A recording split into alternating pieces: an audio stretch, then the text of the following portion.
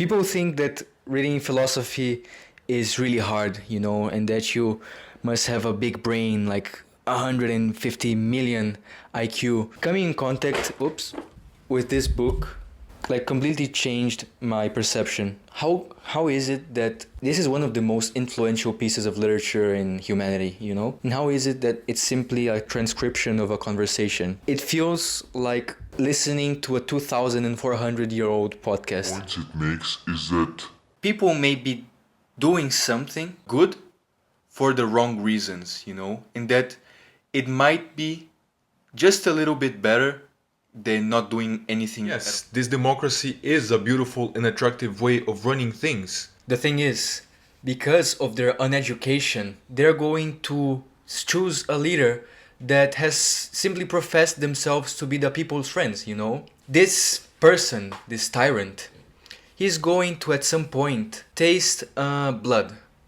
unrestrained power. He will take over little by little, and I need you to pay close attention and see if it sounds familiar, He will say he's no tyrant. He will make large promises, public or private. He will overthrow all opposition and grasp the reins of power. He continues to stir up war. He surrounds himself with a gang that advocates and defends all of his actions. He reduces the people to poverty and forces them to attend to earning their daily bread rather than to plotting against him. He bans culture, he burns books. If they suspect anyone of having ideas of freedom and not submitting to their rule, they can find an excuse to get rid of them. They destroy all early supporters if they speak out, and when the people realize and make a last attempt to stop them, they will find out what sort of beast they have nursed to greatness. He will be too strong for them to overthrow. So one day Socrates was going back home after attending a festival with his homies when a slave caught up to the group and he said, "Hey guys, wait, Polemarchus sent me to say to you that you must wait for him." They wait for this guy, and as soon as Polemarchus arrives, Socrates starts making his way back to Athens where he lives. And Polemarchus is like, "Yo, Socrates, where you going, bro?" "What? I was gonna ask you if you wanted to hang in my crib for the night part of the festival." And everybody was like, "Yeah, why not? But Socrates, being the smart ass that he was, he just thought about it for a second, like, I just want to get home. Oh, wait, I have an idea. I can convince them to go with me instead. Yo, Socrates, what's wrong with you, bro? Nah, bro, we're not listening. You can't convince someone who's not going to listen. And Socrates was like, all right, if you say we must stay, then stay we must. That is the legendary beginning of this little book right here called The Republic. This is the most important philosophy book of history, arguably. It is written by Plato, which was a student of Socrates. Socrates was a real guy, He was a philosopher that went around Athens asking people questions to try to understand what these words that we like to use, like love, power, justice, what these words really mean, and not just to have a vague idea, so that we can set our lives in accordance with what things really are, and that's ethics, the study of character, how we should behave. So Socrates, differently from other philosophers, he wasn't teaching people, he wasn't preaching, he didn't write anything down, he just went around talking with people. And he started to gather a popularity for being kind of a nuisance for the people of Athens, He was mocked by play writers, they would put him as a character, as the butt of the joke. But you know what happened? Socrates, the most important philosopher that started off this current of thought in the West, for asking these questions, he was sentenced, imprisoned, and executed by the people of Athens, Athens had a democratic system, the system by the people, where every citizen, which in that system would be like free men, they could convict anyone of anything at any time. Athens had just gone through a trauma, because they lost a catastrophic war to the Spartans. Sparta was a city nearby Athens in the region that now is Greece.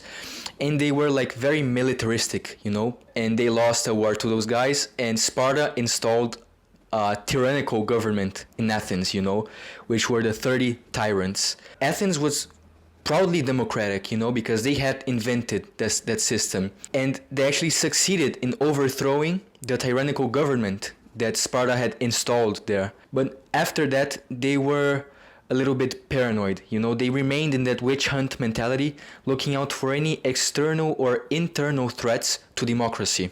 So, since anyone could be convicted of anything by anyone, the ability to defend yourself publicly became very highly regarded. And that ability is called rhetoric. It's the art of eloquent speech, you know?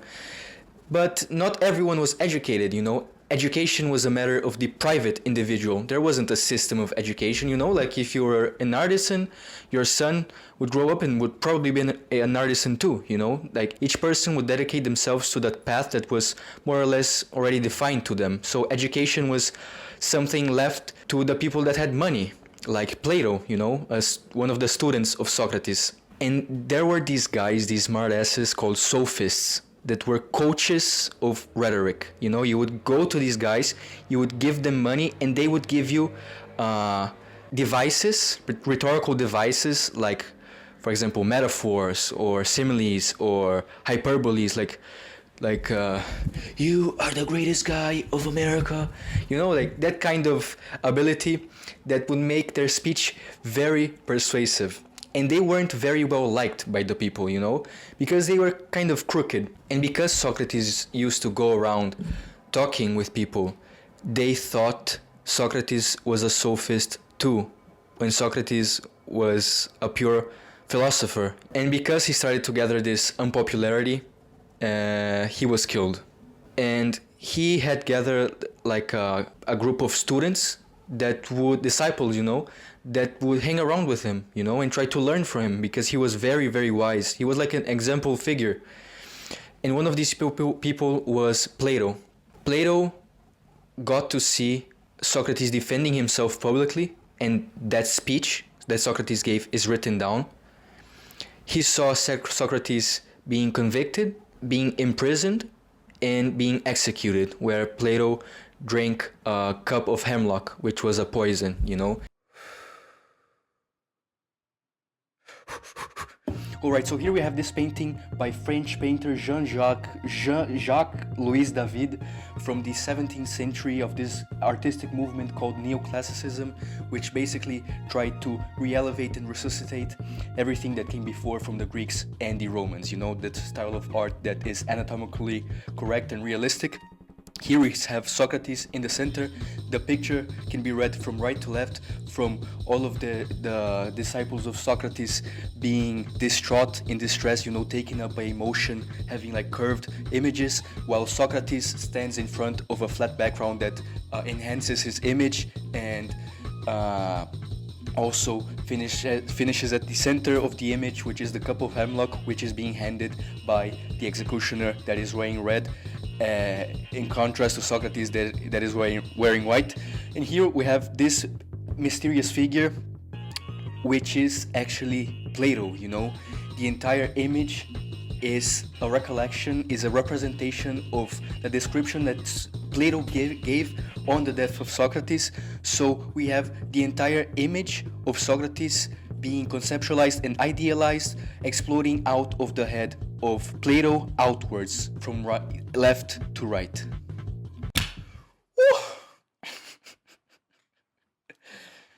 And all of that is written down by Plato. After that, Plato was completely disenchanted by democracy or oligarchies, which was like ruled by the few, which was Sparta, you know. And he thought like all of them were inherently corrupt, because they were all fragile to the inherent desire for power. And Plato thought that there was no system of government during his lifetime that was actually long-lasting and that would provide a good and happy environment for its citizens. After seeing his teacher killed, Plato would travel around for 15 years before he came back to Athens, and to honor the legacy of his teacher, he would write down books that are known as Socratic dialogues, because all of these books are written as dialogues between characters, in which the central figure is Socrates. So all of the speeches he heard from Socrates, he impersonated as this character that was the quintessential wise man. And for the rest of his life, Plato dedicated himself to reconstruct and reshape the image of his teacher. And the most important book of all is The Republic. So, after Socrates joined back the group, they went to Polemarchus' house. And in Polemarchus' house was his father, Cephalus, which was very old, and he was a friend of Socrates. He was like, "Oh, Socrates, oh my god, I'm so old, I can't go to Athens now, you need to come here more often." And Socrates was like, "Oh, I know. And he starts asking Cephalus, "Cephalus, how is old age?" And Cephalus was like, "Well, as age has weakened my body and my physical abilities, my desire and my enjoyment of conversation and of the world of ideas has increased proportionally, So I'm actually happy that right now I'm not a slave to pleasure, If old age were to blame, my experience would be the same as theirs, and so would that of all other old people." And Socrates says, "Yes, but people may argue that you are spending your old age so well because you are wealthy, To which Cephalus says, "A good person may not find old age easy to bear if they're poor, but a bad person won't be at peace even if they're rich." And Cephalus, in that conversation, he actually gives a definition of what, according to him, is doing right, living right, which is telling the truth and paying your debts, returning what you have been given. And Socrates, he was very thorough in his investigations about the truth. So he asked Cephalus, let's suppose a man grabbed a weapon from one of his friends. All right. Now, let's suppose that the friend that borrowed that weapon to you has gone insane, has gone crazy, Would it be right for you to return that weapon to him? And Cephalus was like, "No, of course not." And Socrates was like, "So you're saying that in some cases it is also right to not return what you have been given?" "Well then," I said, "telling the truth and returning what we have borrowed is not the definition of doing right." "Oh, yes it is," said Polemarchus, the son of Cephalus, interrupting. "At any rate, if we are to believe the wise poets." "Well," said Cephalus, "I bequeath the argument to the two of you, for I must go and see about the sacrifice." "Well, I take over from you?" asked Polemarchus. "You do," said Cephalus with a smile, and left for his sacrifice. So, that is the very beginning of this book. The rest of the book will be set around a table with this group of philosophers that were with Socrates, questioning themselves about what is justice, what is doing right. Just a quick explanation, the entire subject matter, the main subject that the Republic tries to tackle is the concept of justice. But in Greek, the word that they used, dikaiosune, it's actually more a connotation of doing right. Like, how am I to live righteously, How am I to be a good person that does right? And that is translated into modern English as justice. Now let's go back to Plato. Plato, as he came back, he had a mission, He wanted to cure the ills of society by writing a constitution, which was a social system, finding the proper way for a civilization to be built, for it to provide a happy and supportive environment for its citizens and for the overall well-being, blah, blah, blah. And he did write that book called Constitution, which is right here, The Republic, because the Republic was actually very appreciated by the Romans, and the Romans spoke Latin. And when they translated the title Constitution, they translated it to res publica, which would be something like regarding the treatment of people or something like that. Now, I think not even Plato thought about how thoroughly he would be going into answering this question, you know? Because after Cephalus leaves, Polemarchus, his son, takes over the argument and he restates his father's argument, saying, you know, Socrates, what my father actually meant was that doing right is to help your friends and harm one's enemies, to give everyone their due. To which Socrates was like, alright, so Polemarchus, do you think that sometimes we can be confused about the character of our friends and our enemies? Let's suppose, do you think it is possible for you to be confused about having a friend that is actually bad and an enemy that is actually good? Yes. And Socrates answered, you know, so you are contradicting yourself, you know, because in saying you need to give everyone their due, helping one's friends and harming one's enemies, like you are actually doing the opposite, you know, you're benefiting the bad people and harming the good people. And Polemarchus was like, no, I actually meant the friends that are actually good and the enemies that are actually bad. To which Socrates answered, you know, Polemarchus, do you think that justice is an excellence? Yes. And for example, when you harm a dog, let's say, when you harm a dog, do you better or worsen its quality of excellence, its overall quality, which in Greek is called arete, its quality overall? And he was like, you worsen it. And what about the horse? You worsen it when you harm a horse. And he asked, do you think the same thing applies to a human? Yes. So would a just man use justice to make others more unjust? And he was like, what? So you're saying that justice is an excellence, right? And that when you harm people, their quality of excellence decreases. So in the same way that a musician teaches harmony to make the sounds more harmonious, you know, or whatever, and a doctor uses his knowledge of medicine to produce health, do you think that the just man would use justice to harm other people and make them more unjust?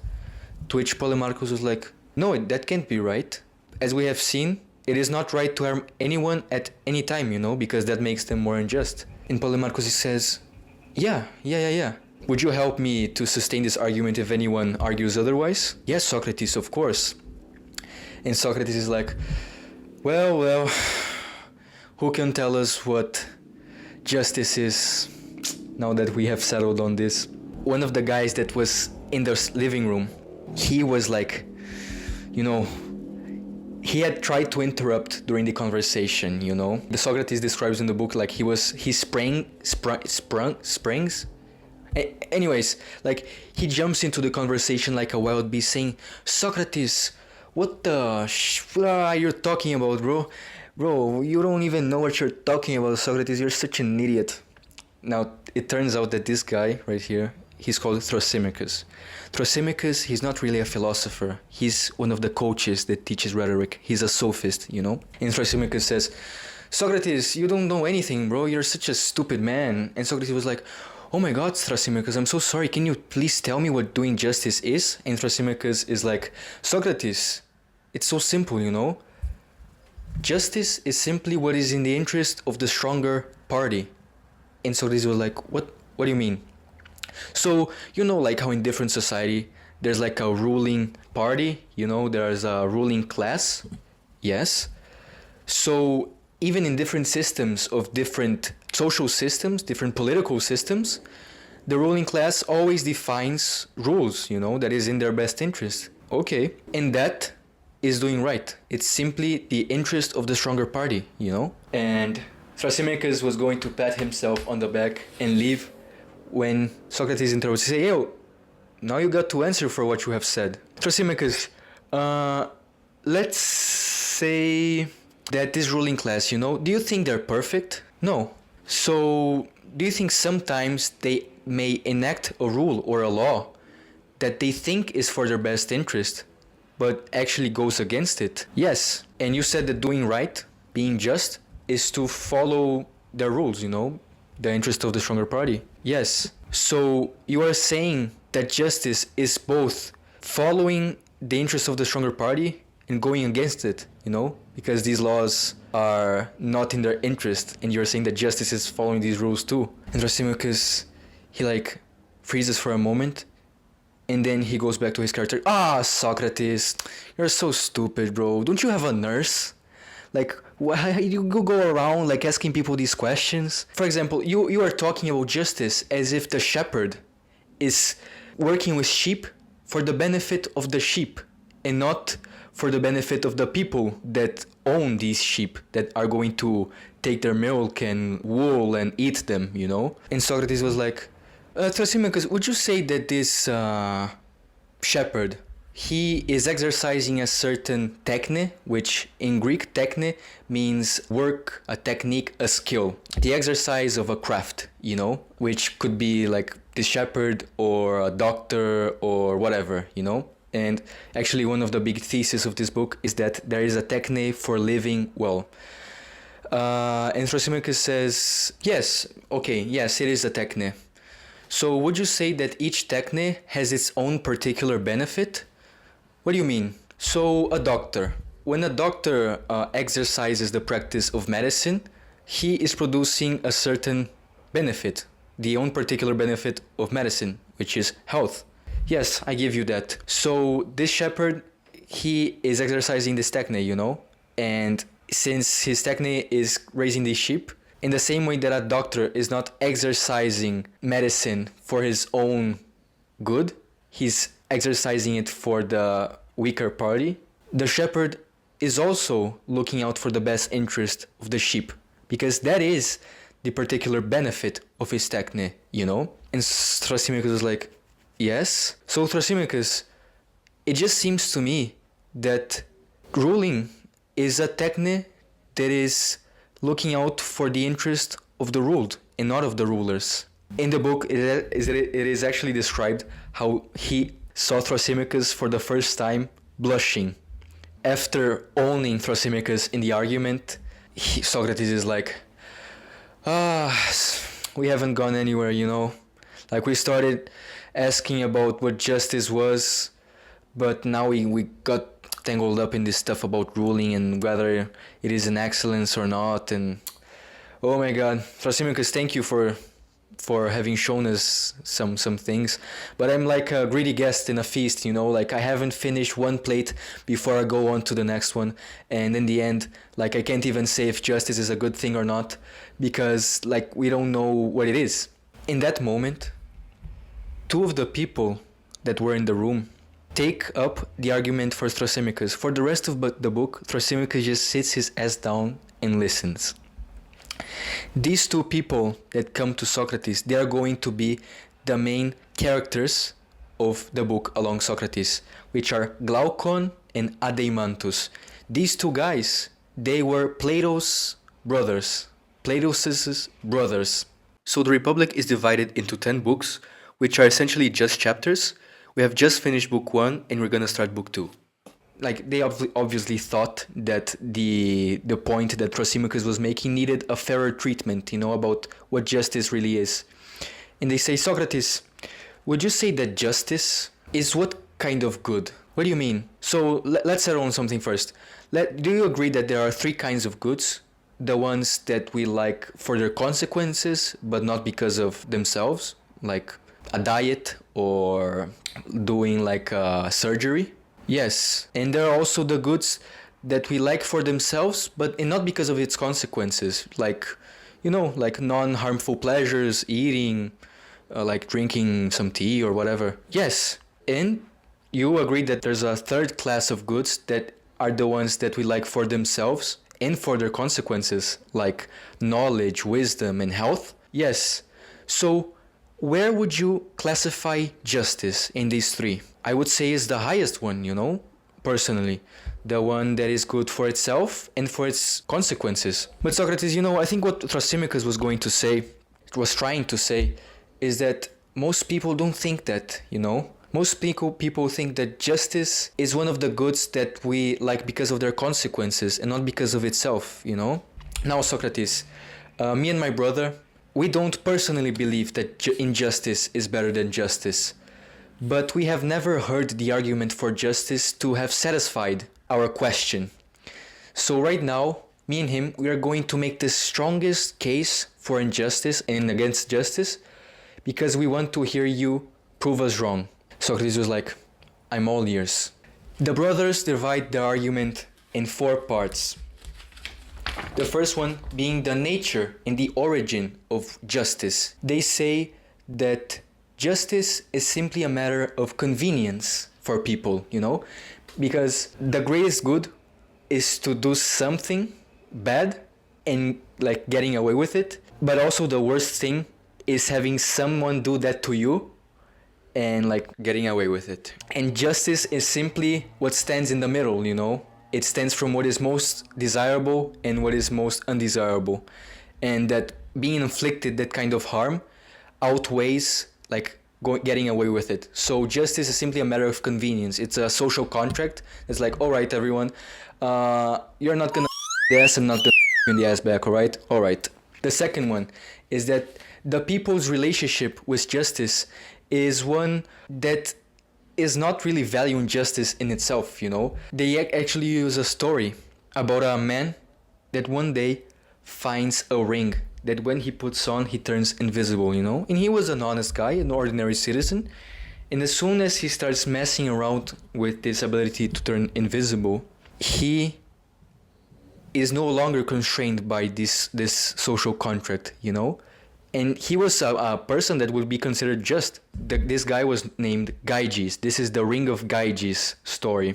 And that if you give this ring to anyone, to an unjust person or a just person, they will all end up doing the same stuff.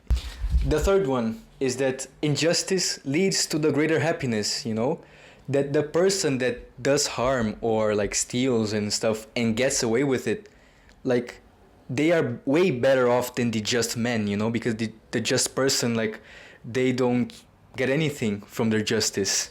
They actually only get one thing, which is the fact that we only like justice because of its reputation, and not because of itself.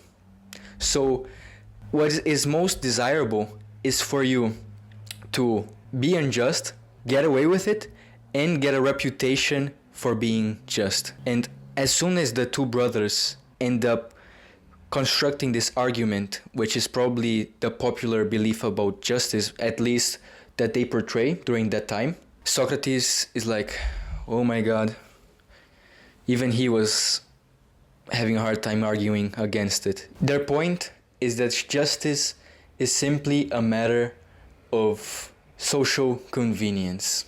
And the 2 brothers say, Socrates, we have stated it as forcibly as we can because we want to be proven wrong. We want you to argue against it. You know what? I take on the challenge, but I need all of your help. First of all, I wanted to say that maybe it will be easier to see where justice comes from and what it really is if we look on a larger scale. I wanted to propose to you for us to first look on how justice arises in a city, a society, for us to see if what we learn from that can apply to the individual. And the 2 brothers were, please go ahead. The rest of the book will focus on constructing the perfect city, which in this book is called Callipolis, the beautiful city. And this genre of building a utopia, how a perfect society would be, this is the first of the books to do that, to attempt to do that, And it actually inspired great thinkers from antiquity until nowadays to attempt to do the same. So that is the Republic, and that is the main core of the book, which we'll be exploring, because he is very thorough.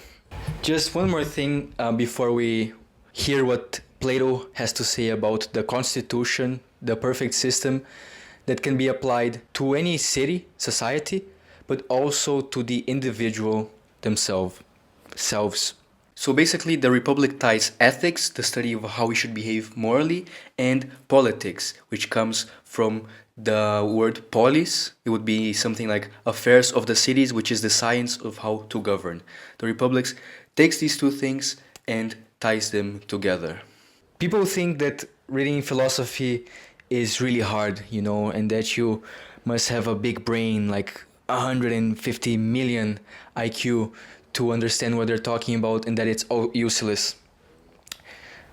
Coming in contact, with this book, like completely changed my perception about philosophy, you know, because how is it that this is one of the most influential pieces of literature in humanity, you know? And how is it that it's simply a transcription of a conversation, you know, like an imaginary conversation? It feels like listening to a 2,400-year-old podcast, you know? Yes, it does talk about difficult stuff, you know, in the same way that it is difficult to understand when a scientist or a historian goes to a podcast, you know, and he's trying to explain something. But at the same time, it just depends on the way he explains it, you know, like he can make it very entertaining and very easy to understand, make you even more curious about the subject and about other subjects as a whole. This is not only a masterpiece of philosophy, it is also a masterpiece of writing. You know, Plato, he was a genius. For him to take this kind of concepts and make them in the format of a conversation, you know, just as theatrically as I was portraying it now, and even more, you know, because it is written in the first person as if Socrates was really talking about a conversation that he had. It's just, you know, it's just too interesting. Just a disclaimer before we go any further, I want to apologize myself to the ladies if at any point I refer to the person as the man, you know, or like the just man, or what mankind ought to do, you know, because it's sad how alienating this kind of literature, especially more ancient literature, can be to like 50% of the population, you know. And actually Plato does have a very interesting and revolutionary way of dealing with gender equality in the society. So I just wanted to clear that out. I'm trying my best. Now, I'm gonna take out my notes now, because by this point we are already at the end of book 2, and Socrates saying that we should try to see what justice really is like on the collective, to see how it applies on the individual, you know. And the end of book 2 is starting to build this society that he envisions, you know, Callipolis. First of all, we need to understand that this is not really Socrates. This is Plato's Socrates, because Socrates didn't write anything down, and since most of the records that we have of him are through this character that Plato envisioned, we must be aware that it's essentially Plato talking through Socrates, you know. So first of all, he says, well, let's clear the entire slate, you know, let's start from ground zero. The first point that Socrates makes is that society arises from the need to sustain each other, you know, because people are not self-sufficient, and that's why the necessity to live in a community arises, you know, and that each person will naturally have an aptitude to be good at something specific, you know. So Plato argues that for us to start this civilization, we need to have the essentials out of the way, you know, taking into consideration this principle that different people are good at different things, and it is best for all of us that each should concentrate on developing their particular aptitudes, because it increases the quality and quantity of their work. Socrates argues that the first state is made up of 4 or 5 people: the farmer, the guy that provides the food; the builder, that provides shelter; the weaver, that provides the clothing; and the shoemaker, that makes the shoes. But he says, you know, but if the farmer is going to be using like a hoe, or a hoe, is that the name? I think so, right? A pickaxe or whatever. He's not gonna be making his tools, you know, because we have settled on the fact that we need everyone to take part on their particular aptitude. So the farmer is going to focus on farming, you know.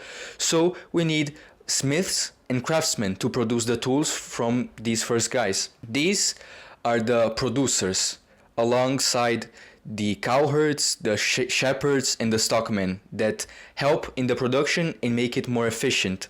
Then we have the merchants, which will handle imports and exports from the city, sailors who transport the merchandise abroad, retailers that buy and sell the goods in the local economy, and the wage earners that are people that market their strength to help on physical labor, you know? To which one of the brothers says, Socrates, come on, bro, like, this society you are building, it's a society of pigs, of animals, you know? This is not what civilization really is like. People like listening to music and eating good food, you know, eating meat, going to the barber shop or whatever. Socrates says, fair enough. We shall build then our civilized society, to which we introduce hunters, fishermen, artists, sculptors, painters, musicians, butchers, cooks, doctors, whatever. It's the introduction of luxuries, you know, and professions that take on these tasks. The thing is, Socrates says, but don't you think that by introducing these luxuries, we will be in a constant need of expansion, you know, to provide for these luxuries? So wouldn't you say that if there are other cities around us that are doing the same thing, they will also be trying to expand their territory and probably taking our piece of land? Yes. So in civilized society, if we're going to introduce these luxuries, we need a military class, a class that focuses on providing freedom for everyone, stability, you know, making sure that this can stand. This class is the guardian class, and we are going to see how essential this class is going to be for the rest of the book. Book 3.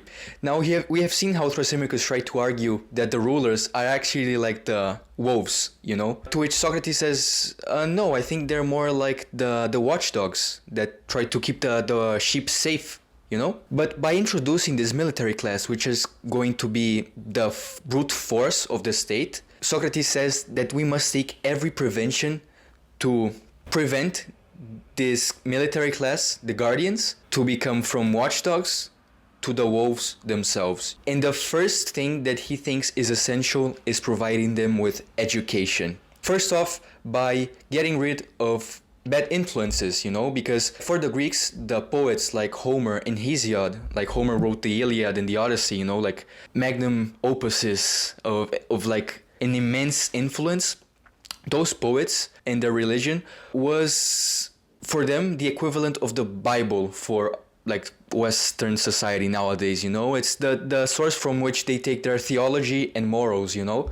So first of all, Socrates says that we must get rid of any poetry that misrepresents the gods, you know, making them cheat and lie and being deceptive, being arrogant and whatever. Like, first cleaning the art that they can consume so that it's not a bad influence.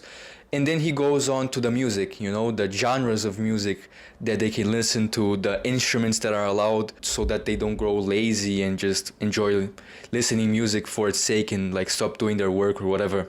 With the main purpose of this education being to instill beauty in the minds of these guardians, you know? So after we've made sure that the art that they consume, which in Greek was a very particular word called musike, which was arts of the muses, like poetry, which is the word that was the root for the word music, like making sure that it's beneficial to their upbringing and not detrimental, you know, like both in its content but also in their format, you know. We go to the physical education, which of course is going to be important for them to exercise their protection duties. But also to not make them too soft, you know. Plato actually makes a good point on how people that are mainly concerned with intellectual activities end up being a little bit soft, while the ones that focus solely on the physical activities can grow to be a little bit rough, you know, and uneducated. So that by balancing these two things, the intellectual and artistic like education and the physical education, we can make sure that they have the best of both worlds. So after settling on the training that they must do and the diet, you know, making sure that they are not going out of their way to eat luxurious food and eat like something healthy, Socrates makes a very good and precise question, and a very important one at that. He asks the brothers if they think that all of these people should rule, all of the guardians, or if the people to rule should be the best of them, like the older guardians, the ones that seem to be the best of them and have the best ability to watch over the community. To which the brothers say, yes, of course. And at this point, we separate the guardians into two classes. The rulers, which are going to be the guardians, they're going to call them the guardians from now on, the rulers, and the auxiliaries, which are going to be the younger ones, the ones that can assist and like exercise the police and military and executive function to assist the rulers, So we have the guardians and the auxiliaries, which are going to be the ones assisting them. And at this point, Socrates makes a very interesting suggestion, He takes the opportunity to suggest a foundational myth about the city, to tell all of its citizens, saying that the gods made humans with different natures, The gods made some people with gold compositions, other people with silver, bronze, and iron. And that the state will be at its best, in its best shape, when we have the ability to sort the people into their according positions, like the people ruling to be the ones of gold, the auxiliaries being the ones of silver, and the producers having the bronze or iron dispositions. And that we need to be careful, because the day when we start messing up and putting people with silver dispositions on the top or golden dispositions in the bottom, the metals will mix and it will make a very uneven and weak, fragile composition, and that's when the state will be ruined. And he admits that people with golden dispositions can have children that are going to have bronze dispositions, or people that from the lower classes are going to have people that are worth putting on the higher stages of society, To which the brothers say, Socrates, it may be absurd, but it can also be a good influence, But we must be careful, because we might not be able to convince the people right now. So maybe on a second or third generation, we can install this foundational myth in the society, And before we go on to book 4, Socrates makes a very important point, that the people that are going to be rulers, they, like, even though they are going to have a natural disposition to look out for the people and being virtuous, they must not have a bad reason to want to rule, So he prohibits the ruling class to have private property and to amass wealth. And that's very drastic, he suggests that they should have a communal lifestyle, having feasts, together, eating together. And we must be very careful to not confuse this with our modern conceptions of no private property, because this is no communism, because communism is actually holding property in common, while this is only applied to the ruling class, and they're not holding property in common, they are just being prohibited to have private property or to amass wealth. Book 4. Now, one of the brothers makes a very good point. He asks Socrates, why the hell would anybody want to be one of these guardians, they don't seem to be getting anything out of it. They are the ones with the most restrictions, and they don't even get to enjoy the benefits that they will be providing for everyone else. And Socrates, he admits, yes, you're right. But when we set on founding our state, we were looking also to make sure that we are providing the most happiness for the community as a whole, and not to one specific class. So, don't ask us to give the guardian class stuff that will make them anything but guardians, And we should let each class have their own share of the pleasures that nature permits to them. And the brothers, they were convinced. Socrates is going to come back to this point of the happiness of the guardian class in the future, because he actually thinks they will be the most happy of them all. But another thing that was super important is to ensure that this community can last, because Plato saw how every political system around him eventually decayed. Because yes, okay, we're going to be founding this guardian class, like this myth and whatever, but how do we make sure that this state can be united, like for the long run? And Socrates makes a killer move.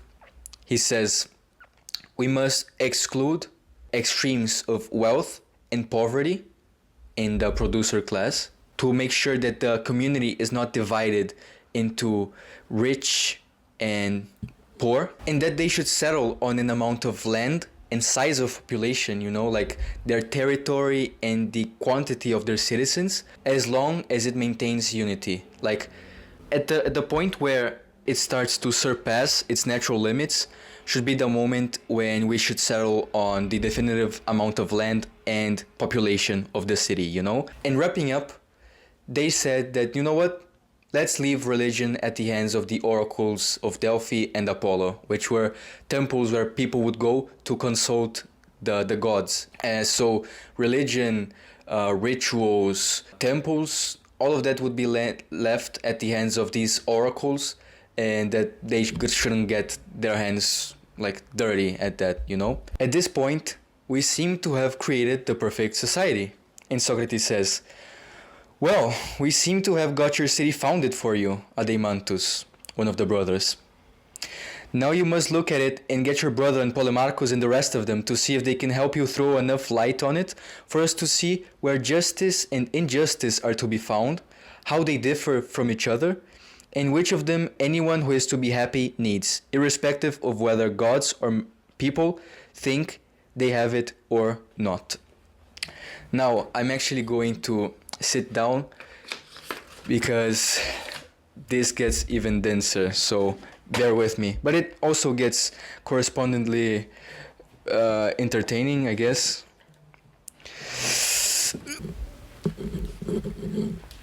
You know, I guess I just gotta give a shout out to Plato, because I can't make a video about this book without saying that it is an unique experience. I had never read a book that is fiction and non-fiction at the same time, you know, because it's a conversation talking about real concepts, about what the guy really thinks, but the fact that he uses characters, you know, the fact that there's physicality, you know, there are people in the room, there's the table, you know, there are interactions, emotions. It just makes for a very theatrical experience, you know, and that's something you would never expect from this kind of book, because the book essentially talks about justice, you know, and Plato, like a modern philosopher, could have written an essay, like a 200-page, I don't know how long is this, like 400, 300 pages, an essay like of that length, arguing about justice, making the same points, you know. And I'm just surprised by how entertaining and educational this is. And as a real conversation, they have their digressions, you know. They are talking about something, then they say, you know what, so if we're going to talk about something, maybe we should clear this up first, and blah, blah. And he just carries us through the entire creation of a society, you know, the classes, how it works, its values, the art, you know, the military, you know, it's just like an entire trip, you know. He just starts talking about the society, you know, and it's funny because the start of the book about justice is like this, and then the creation of the society to talk about justice is like this. So by the end, you're like kind of forgetting what it really is about. So you're just watching the creation of this society and like you're intrigued. And then when he finishes creating the society, he starts picking up every single thread that he has left open and finishes off the halfway of the book by finally stating what justice is like. And when you finally arrive to that moment, when you see an entire world being created, an entire interaction of characters talking about really deep concepts like that require your attention and that makes you understand these things better, you know. When you arrive to the midway of the book and he finally states what justice is, according to Plato, which you might agree with or not, is just, like, wow. I had never had an experience like this with a book, This book is simply too dope. And I'm scared. I'm really scared. You know what? Why? You know what the part 6 of this book is? Women and the family. Oh my god, Plato. Don't mess up right now, bro. Don't mess up, bro. Please. Alright, so up until now we have a society that is divided in 3 classes. The ruling class, the auxiliaries, and the producers. In a society in which the ruling class is to be the most heavily controlled for the benefit and the beneficial control of the people. Socrates, in his speech about how they ought to have a communal lifestyle, and not being able to have private property, he also says that, and he's very mysterious about it, he just throws that in, he says, let's not get caught up in the details, but let's suppose that they're going to hold everything in common, including like the wives and children and blah blah blah, and he just moves forward. Anyway, we have founded the outline of Callipolis. So by this point, Socrates says, if we got close enough to the perfect society, we should already have the 4 cardinal virtues, wisdom, courage, self-control, and justice. So he says, you know what? Let's start from the most obvious one and let's finish off with justice, Let's do it by way of exclusion. So first of all, wisdom. He says it's very obvious, It's in the good judgment and the ability of the rulers in the knowledge of how to rule, Then we have courage, which is the physical and mental training required in the auxiliary class to campaign and to defend the city. And then self-discipline gets a little bit more complicated because it's not that obvious, But he says, wouldn't you say that people tend to use the word self-discipline when someone is in control of the worst part of themselves, Like when the best part of the person is able to control the worst part of it? Yes, and isn't this the same case of our state? Aren't we letting the best element of the state to rule its worst? To which they say yes. So that's where the self-discipline comes from in Callipolis. And now we are left with the big question. Where is justice in all of this, And Socrates, he thinks about it for a second. And he remembers about a definition that many people use about justice, which is minding your own business and not interfering with other people, taking care of what you have been given.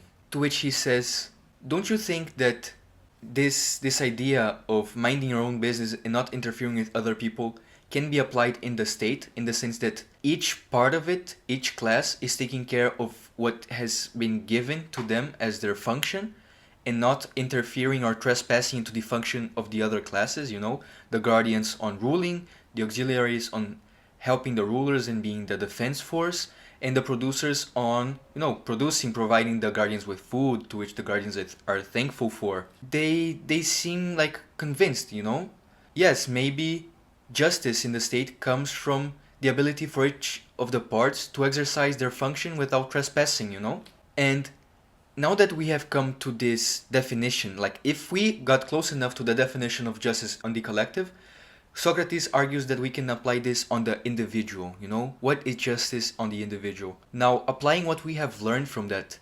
maybe the personality of the individual, is constituted by different parts, He says, for us to understand what parts the individual has in himself, in themselves, let's put on a principle. He says a principle the same thing can't be affected in opposite ways at the same time in relation to the same thing. In that, if it is the case, then there must be something else involved. So he's basically saying, he starts off with desire. We desire something, the insatiable appetite that we have. You can't desire not desire at the same time, So if you're desiring something and there's something that's holding you back, it must be something else. To which he says, reason, the ability to think with foresight, the ability to think things through and act rationally. But there must be also another thing, because sometimes it seems like our heart, our honor and our courage ends up acting against both what we desire and what we think is reasonable. So there must be a kind of spirit in the human soul.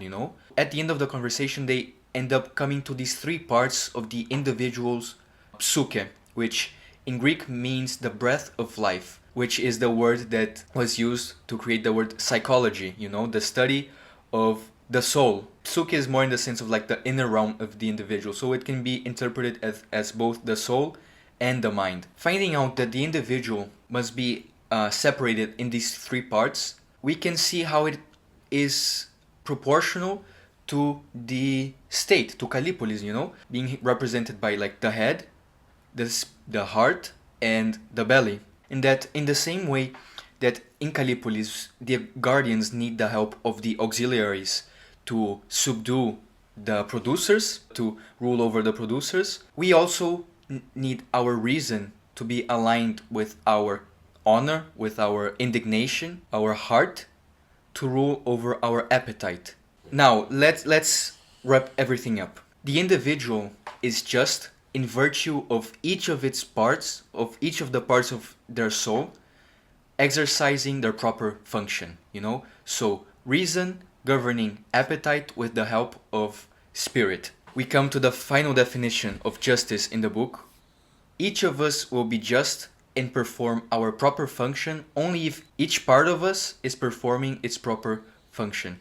So justice is not concerned with external actions, but with the internal order of the individual. Injustice, in some sense, is kind of a civil war between political factions, like each part of the individual taking over and trespassing the other's function, role. So it seems that excellence is some sort of mental and psychological harmony, and injustice, is a kind of mental sickness because there's no order inside the individual. And this is like the main insight I've taken from this book. Like the original title was Constitution and the subtitle was about the Kaiosune, which was about justice. One of the points it makes is that people may be doing something good for the wrong reasons, and that it might be just a little bit better than not doing anything at all. Because when you think about it, when someone is doing something good, like for the personal gain they're going to get, it's not really a just action, even if in the external it seems like it, because it isn't flowing from in accordance of like the harmony of the soul onward. Now we remain with the big question. Socrates says, all right, now that we have our definition of justice, we must examine if the just person is happier irrespective of their appearance, of the reputation they get, or if being unjust, getting away with it and getting a good reputation of being just makes you more happy. To which one of the brothers says one of the most beautiful quotes from the book. I think we have already shown the question to be an absurd one, Socrates.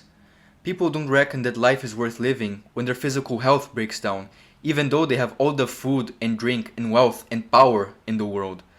So we can hardly reckon it worth living when the natural principle by which we live breaks down in confusion, and a person of their own choice avoids the one thing that will rid them of wickedness and injustice, the acquisition of justice and excellence, now that they have been clearly shown to be as we have described them.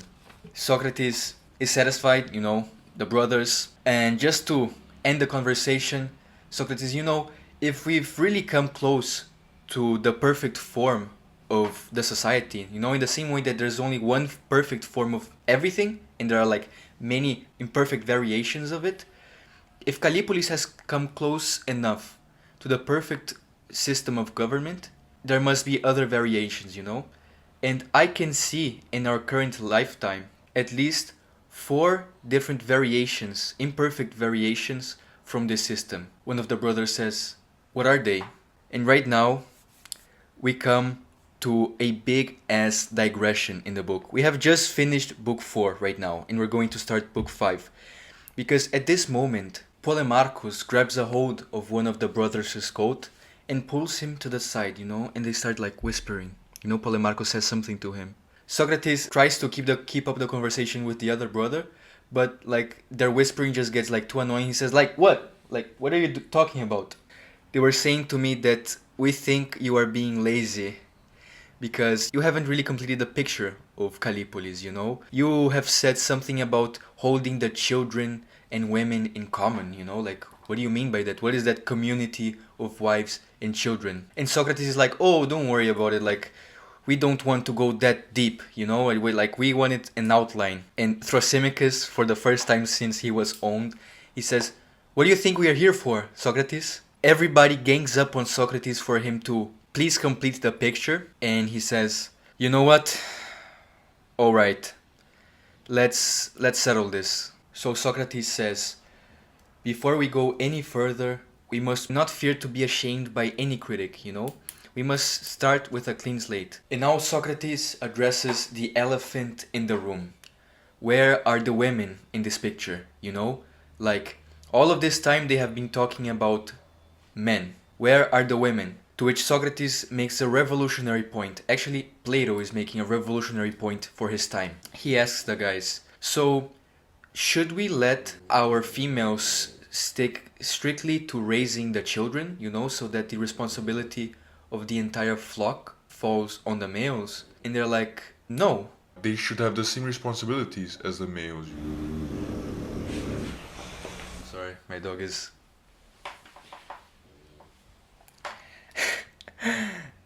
Therefore, women need to have the same upbringing as men.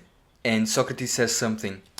"Before we go any further, we must put all of our prejudices aside and accept the natural consequences of the involvement of women in our politics." And from now on, Socrates starts addressing what he imagines to be the greatest weak points, what he imagines to be the strongest points from a critic that is arguing against Callipolis, and he calls them waves.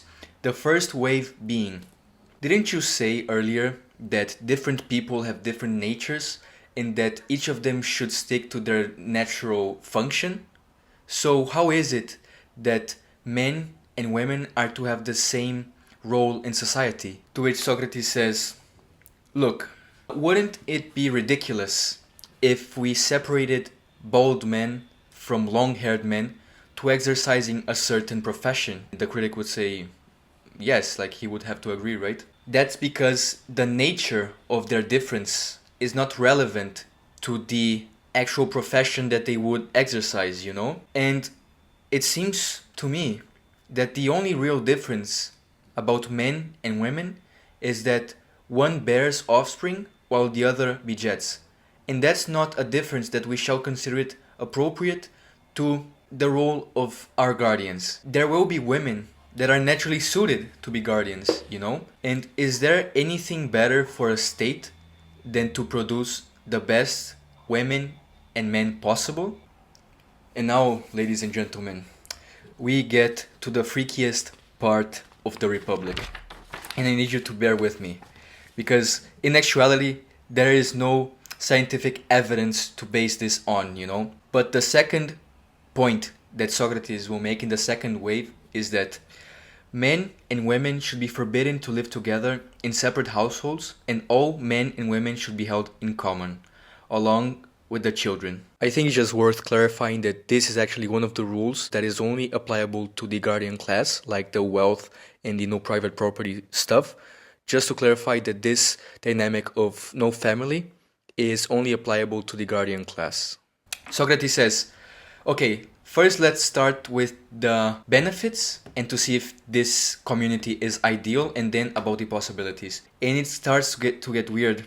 Socrates says, if we are to be consistent about finding the best way, the best use for every aspect of society, we must also find the best way to deal with the inherent instinct for sexual intercourse and like having children and such. Like in the men and women we are bringing up to be the auxiliaries and the guardians. To which he asks Glaucon, "Hey Glaucon, don't you have like some animals at your house that you breed and such?" And he's like, "Yeah. And isn't it true that even though all of them are well bred, there are some of them that prove to be the best, and those are the ones you choose to mate so that the offspring inherits those traits?" And he's like, "Yes." And Socrates says, "My goodness, what outstanding rulers we shall have if that is also true of human beings." Now, Plato takes this to be the truth, even though it isn't. His point is that we should mate the best of these men and women with each other and best the worst of them with each other and bring up only the offspring of the best. I know. The point being always to have neither a too small nor too large society, always keep the numbers at a constant safe point, so that we can take on like losses from disease and war and stuff, and that the prime age for women to breed, I know it sounds so weird, would be from like 20 to 40, and to men it would be from 30 till 55. And that the rulers that are already defined, that are already at the top, they should hold festivals where they are telling the auxiliaries, that they are going to choose by chance how they are going to mate, like mating festivals. And that in actuality it's not that, like they are secretly pairing the best and the worst amongst them. And we come to the biggest bruh moment of them all. These officers will take the children of the better guardians to a nursery and put them in charge of nurses living in a separate part of the city. The children of the inferior guardians and any defective offspring of the others will be quietly and secretly disposed of. Now, there's a big asterisk in this statement, Getting rid of children with deformities, which like is infanticide, was nothing new in the Greek world. That's what the Spartans did, and that's what's also to be believed what the Athenians did. So that and abortion like were normal in the Greek world. Now, regarding this secretly getting rid of the offspring of the worst, in another dialogue of Plato, the Timaeus, he actually gives an outline of what is generally to be believed like a superficial explanation of Callipolis, in which he says, the children of the bad are to be distributed secretly among the rest of the community. So, alright, it takes a little bit of weight from our shoulders, Now, regarding if this community is the ideal, the fact that any child can be potentially related to their superiors, is supposed to have an effect of creating like a family dynamic, where one element's pleasure reflects as the whole's pleasure, and one individual's pain also reflects itself as the pain in the whole, in the same way that I hit my finger, it's like, yes, it's my finger that is being hurt, but in the same sense, like I'm saying that my body is being hurt. And restricting them from having private property and wealth and such, like living in common, is going to generate that feeling, of belonging in society as a whole, to create a dynamic between the rulers and the ruled that is not master and subject, but protector and provider, We are past the weirdness now, but another point that Socrates makes about these children is that if they are going to be the next generation of rulers, they shouldn't be ignorant on the craft that they're going to exercise, which sometimes is going to be war. So in the same sense that the son of an artisan watches his father work and gets like some familiarity with it, the children, when they are old enough and like taking all the necessary precautions, they should have a certain familiarity with war by like watching. It also it's kind of extreme, And while we are talking about war, we are going to explore Callipolis' war policies, How should we treat our soldiers, which will include men and women, Now, by that time, the Greece we know nowadays wasn't really how it was back then, Because Greece was nothing more than a region where there were different city-states, that would battle each other without any pity, even though they had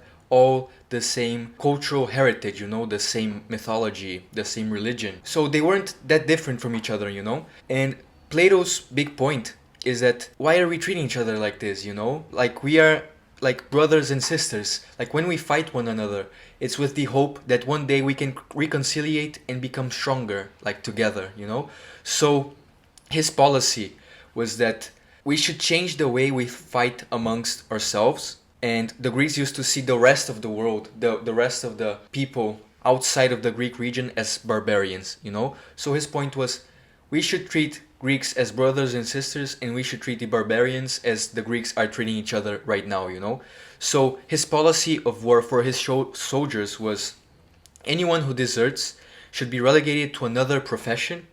Anyone who is captured by the enemy will need to be left on their own. Anyone who is distinguished in battle will be rewarded with honors, and anyone who dies bravely in combat will be honored. And the treatment of Greek enemies will be to not take them as slaves, not pillage their corpses, not stealing the arms like after they are defeated, their weapons, no burning or devastating their lands and buildings, like we just take their year's harvest instead. And the barbarians will be treated in the same way the Greeks are treating each other right now. By this point, Socrates has been yapping for some time, when he said he was going to answer for the possibility of all of these things, And Glaucon steps in and he says, but it seems to me, Socrates, that if we let you go on like this, you will forget that you still have to show that the state we have described is a practical possibility. And if so, how? I grant all of this, and 1,000 other things too, if our state existed. And I don't want to hear any more details. Let us forget them and concentrate now on the job of proving to ourselves that it can exist and how it can exist. To which Socrates says, guys, we must remember that our conversation was started to find out what justice and injustice are, So in the same way that we were looking for the just person and weren't expecting the just person to be the perfect counterpart of justice itself, we shouldn't look for this society, for Callipolis, expecting it to be 100% possible. It doesn't have to be possible for it to still be valid and be a standard of perfection to aim at. And the guys are like, alright, fair enough. And Socrates says, now we approach the third and last wave, which is Plato's big thesis of the Republic. Because Socrates says, for this to be possible, we need to strive for the least dramatical change that will make us come closer to the ideal.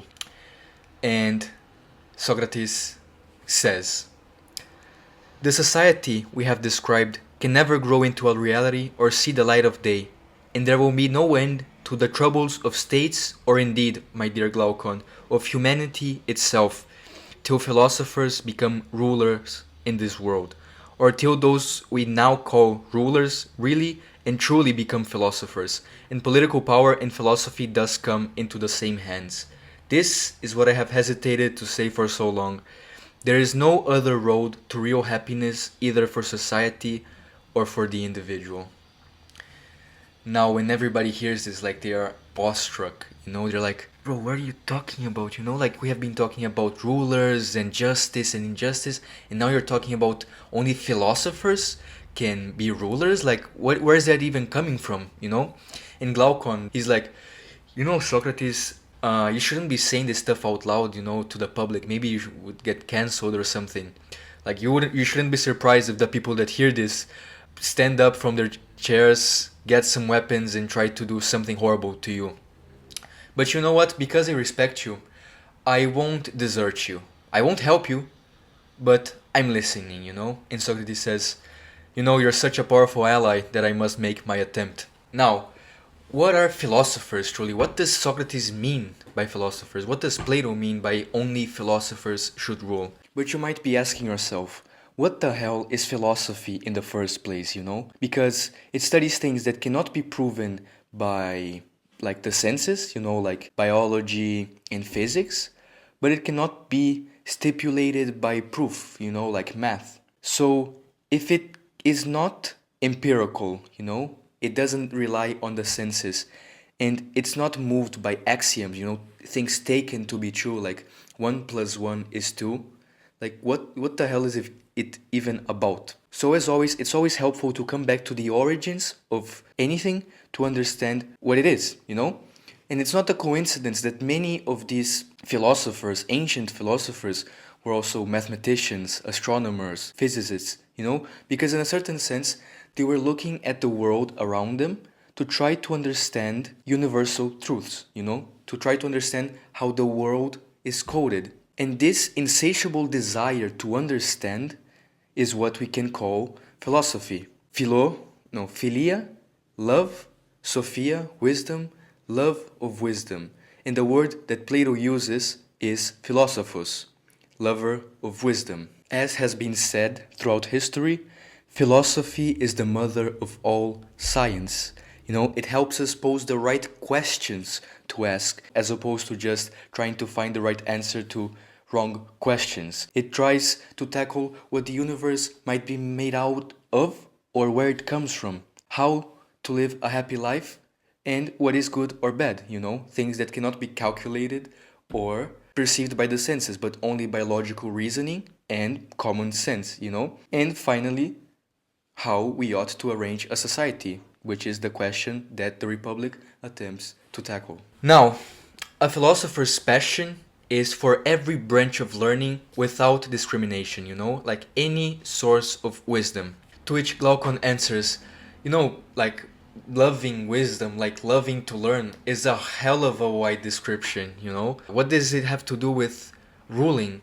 Like there's a lot of people that love to read a new book or learn a new scientific fact or consume the arts, but never engage in real conversation, Like are those philosophers? And Socrates says, no, those are not true philosophers. So who are the true philosophers? Those that see the truth. Socrates separates the true philosophers, that people that can delight in the essential nature of the things themselves, and people that can see these things manifested only through the ways in which they take form. So Socrates says, does a person who knows something that is or something that is not? And Glaucon says, something that is, of course. How could they know something that is not? So knowledge is related to what is, and ignorance related to what is not. Yes. But what about opinion? Is it the same as knowledge? No. So it follows that the fields of knowledge and opinion must be different. Yes. But it can't be ignorance, or can you have an opinion about something that doesn't even exist? No. So it follows that opinion grasps something, yes, but it's not knowledge. No. So opinion must stand somewhere between these two states, It's darker than knowledge, but it's clearer than ignorance. And Plato's point is that these people are lovers of opinion, not lovers of knowledge, He uses beauty as an example, Like these people can delight in the many ways and forms in which beauty presents itself, like in nature or in people or in the arts, but they are not able to delight in what beauty itself is, and that the people who are able to see that are the philosophers, true philosophers. And Socrates asks, between these two sets of people, who do you think should rule our state? The ones that are best able to guard the laws and protect our society. And we have already proven that the philosophers have a standard of perfection in their mind to which they can aim at, and they agree. So if they love truth, it follows that they must hate untruthfulness, like they must despise it. They have to have a readiness to learn. They must be self-controlled, because their desires are set on a path for wisdom, and so they are naturally undirected to mundane pleasures, They must have no touch of meanness, because like pettiness of mind is a great hindrance to actually learnings, So he keeps citing some examples of characteristics that must follow from this love of delighting in the essential nature of things in themselves. So he says they must have breadth of vision, be a friend of truth, be just and courageous, and grant then education and maturity to round them off. And aren't they the only people to whom you would entrust your state? Plato's point is that the same characteristics present in the philosopher are the same ones that are present in the good ruler. But by this point, Adeimantus jumps in. He says, Socrates, no one can deny any of the things you are saying, but people may suspect that this kind of argument that we are having, like you asking questions and like this method of questioning and answering, left us a little bit cornered, and that with each question you are straying the people from the main subject and from what they believe. And like in the end, when you sum all of it up, like even though you showed that they have contradicted themselves, they are not convinced at all. Socrates, you know very well that philosophers in practice are like either useless and weird or just straight up vicious. And Socrates says, yes. What?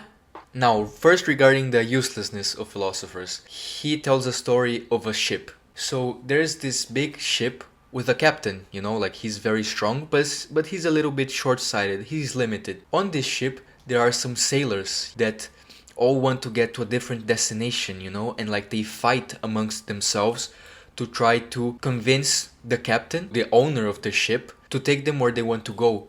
And sometimes these sailors, like they even manipulate or drug or imprison the captain to take control of the ship. But there's also like the true navigator in this ship, He's checking on the wind, he's looking at the stars, he's looking at the sea, at the different factors, and he's mocked by the sailors, because they say, bro, you're so useless, like what are you doing? Like you're looking at the sky, like what are you doing, bro? You're so useless. And while the true navigator is preoccupied with the important stuff, the sailors are like trying to take a hold of the ship, and the captain is just like limited. That is the present attitude of society towards its philosophers, Plato says, The captain of the ship being the people, the sailors being the politicians or the people that claim to be the people's friends, the entrepreneurs, and the navigator being the philosopher, So we shouldn't blame the philosopher, but the people that fail to make use of them, because society, Plato thought, does not value its philosophers, and that for this reason, philosophy, which to him was the best of all pursuits, fails to get a good reputation, Actually, it ends up getting a bad reputation. Now, regarding the philosophers being straight up vicious, it's not philosophy's fault, but it is the deterioration of the philosophic nature that they say they must examine. If it is true that the true philosopher has all of those qualities, what prevents them from running against it, from being persuaded by the popular opinion of what is reputable and what is desired and what is blamed and shameful? And Socrates makes a good point, like he asks them, do you think that a weak and feeble nature can be a cause of great wickedness and harm? And they say, no. So the bad environment is more harmful to the good than to the neutral, because these true philosophers, they are being persuaded to go astray and follow these mundane pleasures, like given they have all of these qualities. So by the end, Socrates says, what hope can you see in all this, that the philosophic nature will remain true to its nature and persevere to the end? So philosophy is deserted by her true children and then taken over by imposters, because even though it has not that of a good reputation, it is still more reputable than other pursuits. So it is taken over by people whose minds are unfit. And, a very small remnant of the true philosophers survive. And when they tasted the happiness of philosophy and understand that political life has virtually nothing sound about it, when they reckon all this up, they live quietly and keep to themselves. They see the world full of wrongdoing and are content to keep themselves unspotted from wickedness and wrong in this life, and finally leave it with cheerful composure and good hope. And Adeimantus says, and that would be no small thing to achieve that, And Socrates answers, Yes, but how much greater it might be in a suitable society where they could develop more fully to their own salvation and that of the community. He says that there is no current form of society that is good enough for the philosophic nature. And Adeimantus asks, is it the one we have been describing? No. In some ways it is, but we must find a way for this society to handle philosophy without destroying itself. Because in Plato's time, because in Plato's time, people used to take on philosophy quite young, in the interval before they found a job and started to build their house, they would start with the most difficult of subjects and leave philosophy like when they have barely touched the important stuff, and they would be considered literate in philosophy. What Plato says is that people should start very young, dealing with the type and amount of subjects that their age can handle, and that as they grow and can devote themselves to like mental and physical exercise, their charge should increase correspondingly until like they are older, and when their physical condition starts to be a little bit more limited, they should devote themselves fully to philosophy. And when you think about it, there is nothing virtually impossible about a philosopher becoming a ruler or a ruler becoming a philosopher. So by this point, we must ensure that the people who will be selected to be the guardians, to be the rulers, are tested, through pleasure and pain in this arduous process of selection, of filtering out the best of the best, to make sure that they are capable of pursuing the highest form of knowledge, to which one of the brothers says, yes, but like, is there anything higher than what we have been talking about, like justice and all of the other qualities we have been talking about? Yes, there is. Can you explain? So, most people think that the ultimate good is pleasure, while the most sophisticated think it's knowledge, But like, you can ask these people that think pleasure is the ultimate good if they think that there are bad pleasures or not, to which they must admit that there are, So the ultimate good is both good and bad at the same time. Like, it just doesn't make any sense. And knowledge, these people that think that knowledge is the ultimate good, yes, but at the same time, what if the knowledge that we get doesn't have any source of value of goodness to it, Like, what if we can't get any good out of this knowledge? To which these guys are forced to say that the ultimate good is knowledge of the good, as if we knew what they mean by knowledge of the good. By this point, Adeimantus steps in again, and he says, okay, Socrates, but what do you think? Do you think it's pleasure? Do you think it's knowledge? Like, where do you stand? To which Socrates says, do you think it's right for someone to talk as if they knew something that they do not? They were like, come on, Socrates, bro, you have been yapping up until now all about justice and injustice and this and that. Why can't you just explain, like, what do you think is the ultimate good? And he says, look, I don't know what the ultimate good is, like what they mean by the highest form of the good, but I can give you an example. Now, The Republic is a very important book, also because it explains Plato's most famous contribution to philosophy, which is the theory of forms. Aristotle, which was the student of Plato, actually gave a description on how he thinks his teacher came to the conclusion that each thing has a perfect form. Because, for example, let's talk about mathematics, which was something that Plato came in contact with. The number 3. The number 3 doesn't exist anywhere in the universe, Like, we have a symbol that represents the concept of 3. But the number 3 in itself, it doesn't exist materially anywhere, It's just a concept that we have grasped with our minds, So it is not surprising that Plato, by reflecting on this idea that there is some knowledge which doesn't manifest itself in the sensible world and that is only attainable by reasoning, that it must apply to some level of reality that is not perceivable by the senses, So let's go back to beauty, for example. Like, we know what beauty means, we can call many things beautiful. But when we say something is beautiful, the name beauty, we are using it simply as a trend, as a pattern that we are seeing in different manifestations, in the physical world. But we do not necessarily know what beauty is in itself. So, for example, A tree. A tree can be many different things.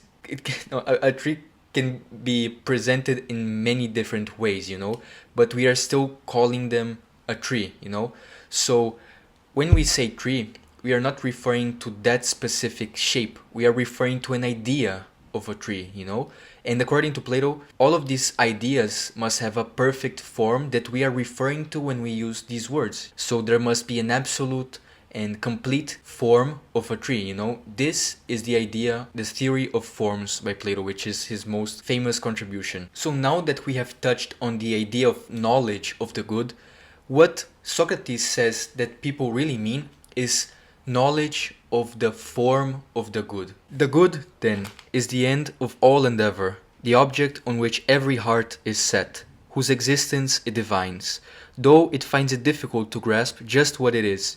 And because it can handle it with the same assurance as other things, it misses any value those other things have. Socrates sets out to explain this to his friends by using a simile called the simile of the sun. He says, don't you see how the only sense that is dependent, that is not self-dependent, is sight? For example, if I touch something, I can feel it, like I can hear something, I can smell. But without light, we can't see things in the physical world. Similarly, Plato thought was the form of the good in respect to all of the other kinds of knowledge. What this idiot is trying to say is that in the same way that the sun is the source from which we can look at the physical world, the form of the good is supreme over all of the other kinds of knowledge, It is the source from which it makes all the other sources of knowledge good, useful,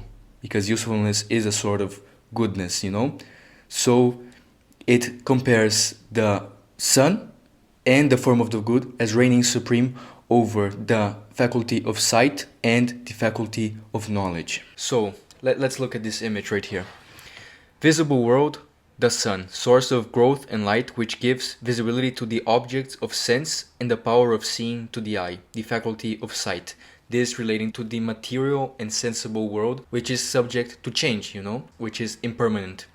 And in the intelligible world, the good, the form of the good, source of reality and truth, which gives intelligibility to objects of thought and the power of knowing to the mind, the faculty of knowledge. Now, we can see what Plato is talking about visually in his second illustration, which is called the divided line, which is a diagram, which is right here. Look at this stupid guy thinking we're understanding anything he's talking about. Just look at him, like, oh my god, bro, what the hell? And the third illustration, which follows the simile of the sun and the divided line, which is his famous allegory of the cave.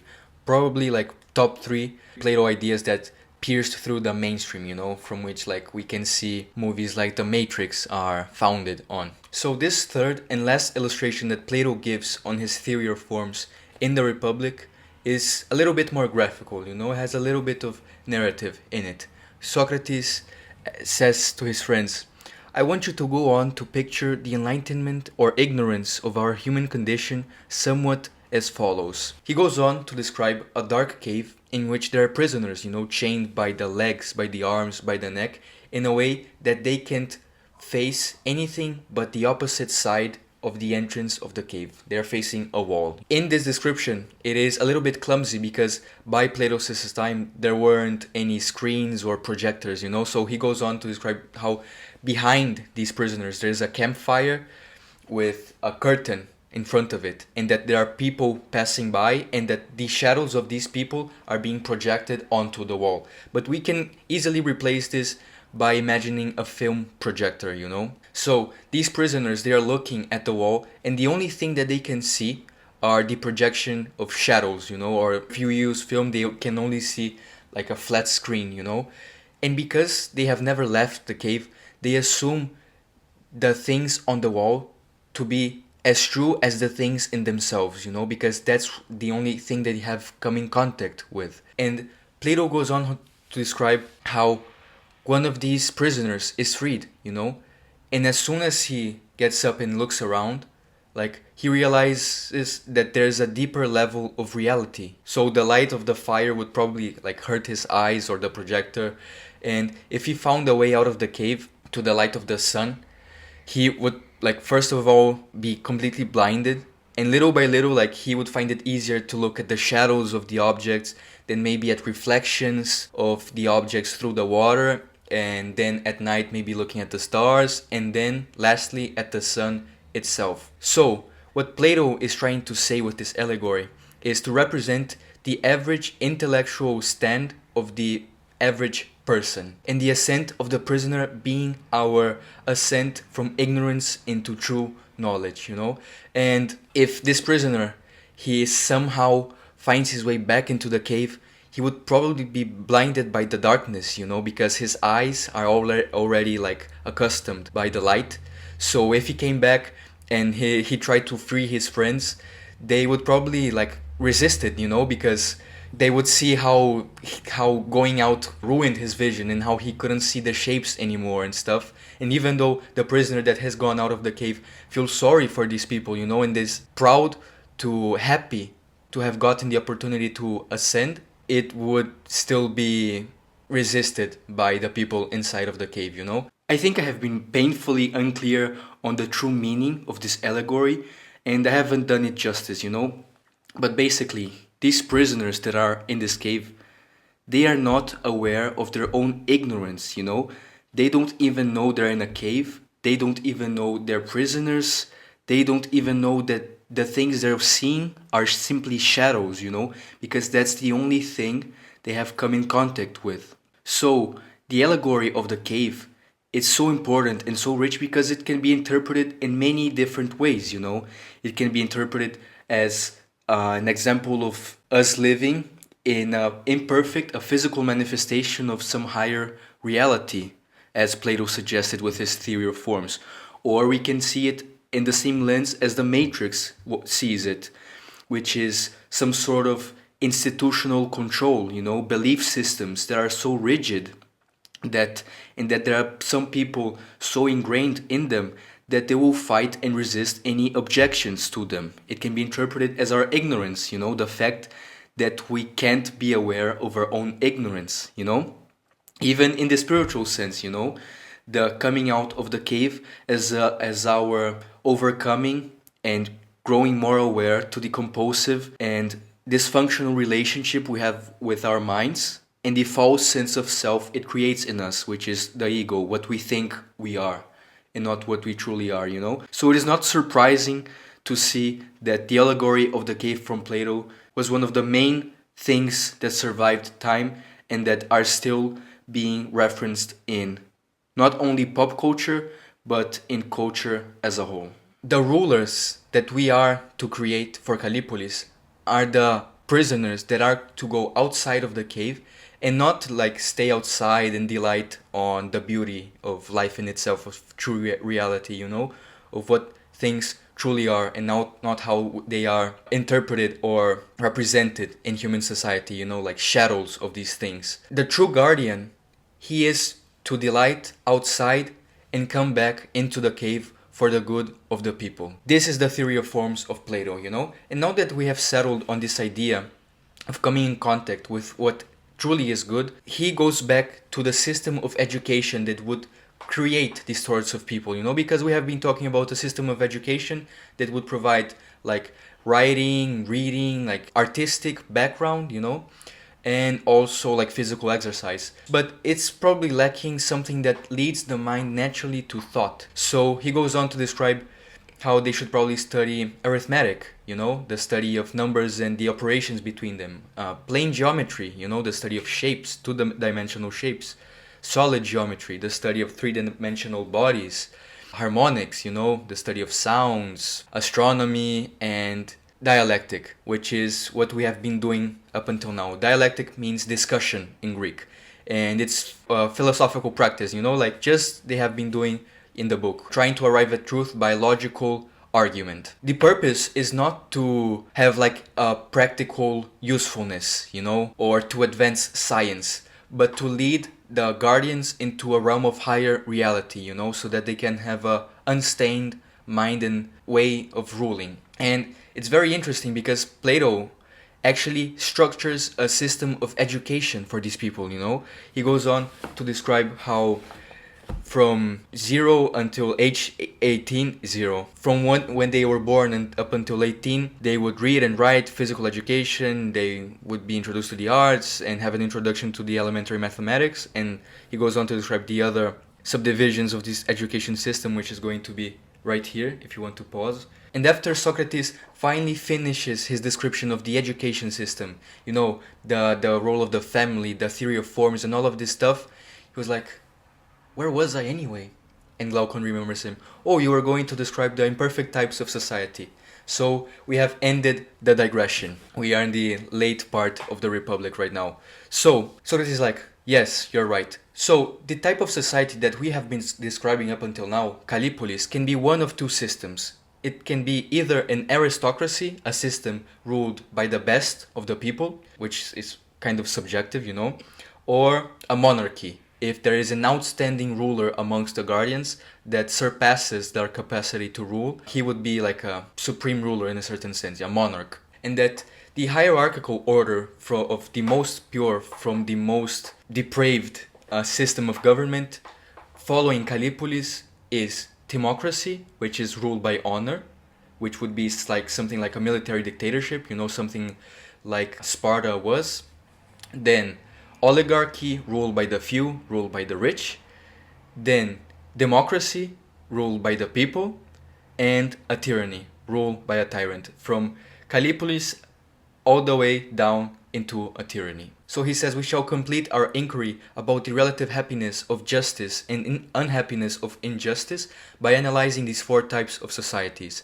And since nothing can last forever and everything is subject to decay, even a social system like Callipolis can't last forever. So from this point forward, we enter one of the most fun parts of the Republic, because Plato, he's basically dissing the social systems and the archetype of the citizen, the perfect citizen that represents each type of these societies like freely, you know? So he starts saying how with time it's inevitable that the selection of the guardians in Callipolis will, you know, they will start making some poor selections, and how those rulers will start making even more poor selections themselves.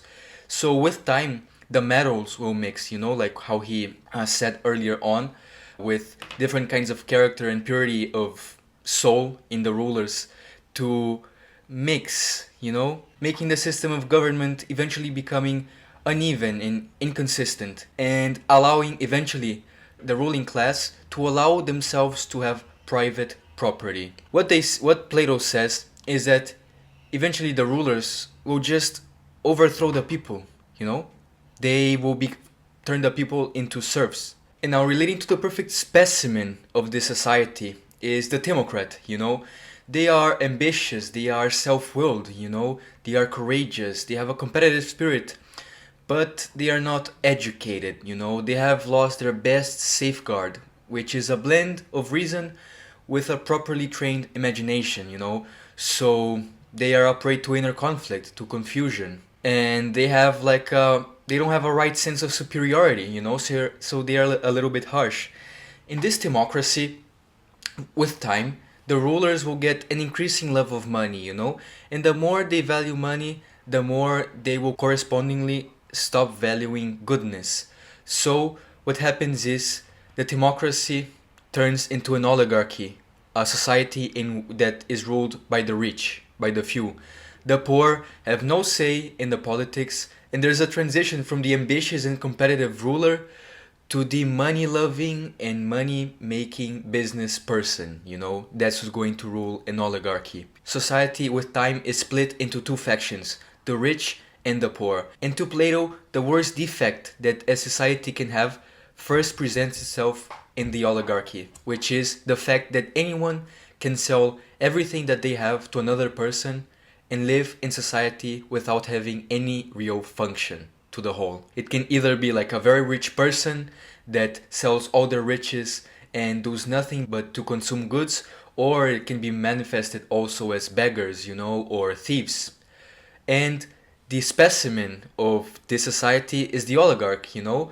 Their reason has been directed solely to the inquiry of how to make more money. They give overriding importance to profit, and their sole objective is to gain wealth. Now, with time, the subsequent generations of these oligarchs, they are going to be surrounded by so much luxury and become so idle that they are going to lose their ability to sustain pleasure and pain, you know. They will become weak. And the people with time in situations of vulnerability will realize that, you know. So what will they do? They will overthrow the oligarchs, and they will stand on the proud foundations of the democracy. The thing is, democracy means the rule of the people, but it can also mean the common people rule. And Plato's point, he lived in a democracy, his point was that as opposed to the democratic insistence that everyone can contribute to political decision making, Plato thought that that wasn't necessarily true, you know?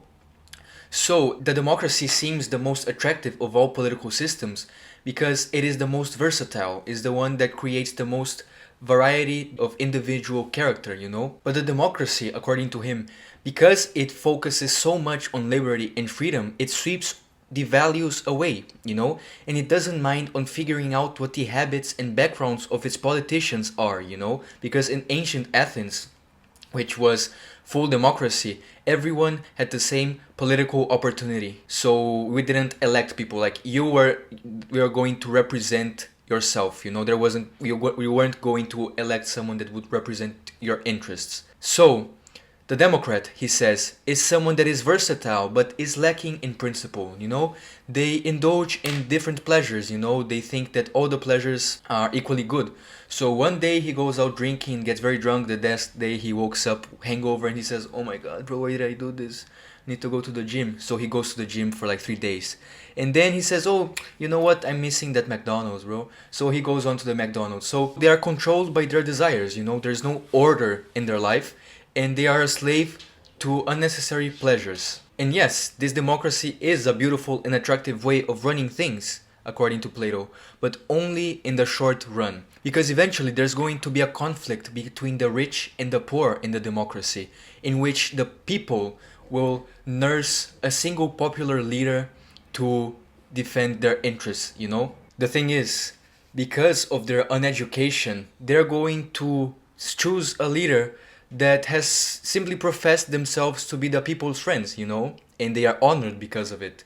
So, the overriding importance to liberty is going to lead to the most savage subjection, you know, because this person, this tyrant, he's going to at some point, given the people's permission, taste blood, you know, unrestrained power. So he will take over little by little, and I need you to pay close attention and see if it sounds familiar, you know? He will lead the war against the owners of property. He will say he's no tyrant. He will make large promises, public or private. He will overthrow all opposition and grasp the reins of power. He continues to stir up war. He surrounds himself with a gang that advocates and defends all of his actions. He reduces the people to poverty and forces them to attend to earning their daily bread rather than to plotting against him. He bans culture, he burns books. If they suspect anyone of having ideas of freedom and not submitting to their rule, they can find an excuse to get rid of them, you know, exiling, confiscating property, rebuking citizenship. They keep a sharp eye out for people of courage or vision or intelligence or wealth. They destroy all early supporters if they speak out. They find company that admire them very much, their private army. And when the people realize and make a last attempt to stop them, they will find out what sort of beast they have nursed to greatness. He will be too strong for them to overthrow. That is the tyranny, ladies and gentlemen. And the tyrant has no internal constitution to control these mad passions that they have, you know. They will get what they want at any price because their passions tyrannize over them. They are the perfect specimens of injustice. These are the four imperfect societies and their corresponding characters. how do we calculate their happiness, you know? Socrates says that the desires of the mind, of the soul, they are truer than those of the body, you know, because the body is changeable, like he is subject to change, it's going to die. But those of the soul and the mind, they are immutable. So those things that fulfill the desires of the mind and the soul are truer and more fulfilling than the desires of the body. And that there is no person that supplies the needs of the soul more than the philosopher ruler, and that there is no person that is such a slave to themselves than the tyrant. So the hierarchical order from the happiest to the unhappiest one is the same one of the societies, from the philosopher ruler of Callipolis to the tyrant of the tyranny. Plato even makes a joke, you know, he makes a calculation, a mathematical calculation to calculate the happiness of each one of these people. And he says that the tyrant is 729 times unhappier than the philosopher ruler. Now, the conclusion is that wrongdoing and injustice cannot pay because they destroy our souls, you know, because goodness is its own reward. Then, on this reckoning, can it possibly pay anyone to make money by doing wrong, if the result of their so doing is to enslave the best part of themselves to the worst?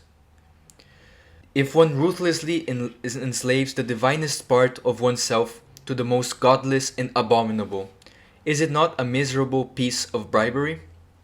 So the intention of the constitution that we have been setting up is the support it gives to its citizens, you know? Just like we raise our children to have some kind of government in them so that they become good citizens and good people, in which the best part in them rules over the worst, and then we let them free. That is the purpose of our constitution. That's Politeia, the Republic. Ladies and gentlemen, I have been working on this video for so long that I'm even getting emotional getting so close to the end, because we are now in book 10. Now, the importance of the Republic is something that cannot be overstated. One person said, even though it is wrong in almost every answer it tries to give to the questions it raises, it still is the most fundamental piece of Western literature. Martin Luther King Jr. said that if he were stranded on an island, the Republic would be the book that he would take with him after the Bible. I have to be honest, I have kept some things out because it really shows how different Plato's time was from ours, you know? Because yes, even though he's advocating for sexual equality, gender, I don't know. The thing is, it was only applicable to the ruling class, you know? And because he thought that men were naturally superior to women, you know? And there are the three classes, you know, the rulers, the auxiliaries, and the producers. But the existence of slaves, it's presupposed, you know?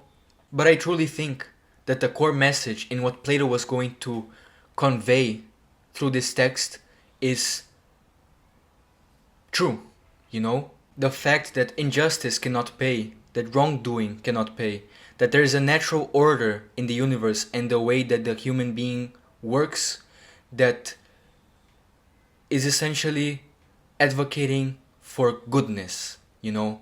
The good as the ultimate end, you know? And I truly think that that is timeless, and there is not going to be an end to the interest and research done on the Republic anytime soon, you know? And I'm happy for that. Now, before we end this super interesting and important book, and very well written, it's a masterpiece, Plato adds an appendix, you know, basically, because he has finished what he had to say, but he goes back just to clarify what he meant by the limitations on art. You know, I'm not going to get so much into it. He basically says that all kinds of art, like visual arts or like poems, need to be restricted because taking in consideration the theory of forms, for example, imagine there's a pencil, you know, there's the ultimate form of the pencil, the perfect idea of a pencil. Now, this pencil is already removed from the reality in itself, because it is imperfect.